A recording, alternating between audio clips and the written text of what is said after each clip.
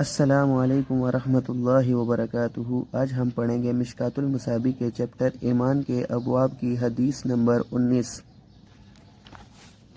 بسم اللہ الرحمن الرحیم۔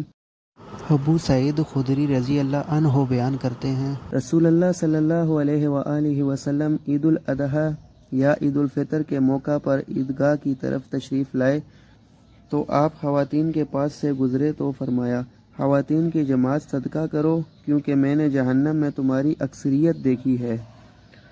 انہوں نے عرض کیا، اللہ کے رسول کس وجہ سے؟ آپ صلی اللہ علیہ وآلہ وسلم نے فرمایا، تم لعن طعن زیادہ کرتی ہو اور خاوند کی ناشکری کرتی ہو۔ میں نے تم سے زیادہ کسی کو دین اور عقل میں نقص رکھنے کے باوجود پختہ رائے مرد کی عقل کو لے جانے والا نہیں پایا۔ انہوں نے عرض کیا، اللہ کے رسول ہمارے دین اور ہماری عقل کا کیا نقصان ہے؟ آپ صلی اللہ علیہ وآلہ وسلم نے فرمایا، کیا عورت کی گواہی مرد کی گواہی سے نصف نہیں؟ انہوں نے کہا، جی ہاں، کیوں نہیں؟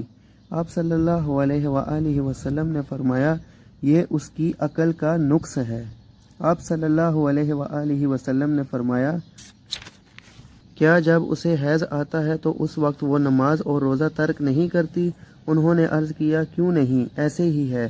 آپ صلی اللہ علیہ وآلہ وسلم نے فرمایا، یہ اس کے دین کے نقص میں سے ہے۔ مشکوٰۃ المصابیح ایمان کے ابواب حدیث نمبر 19۔ ویڈیو کو لائک، کمنٹ اور شیئر کریں، چینل کو ضرور سبسکرائب کریں۔ ملتے ہیں اگلی ویڈیو میں۔ اوکے، اللہ حافظ۔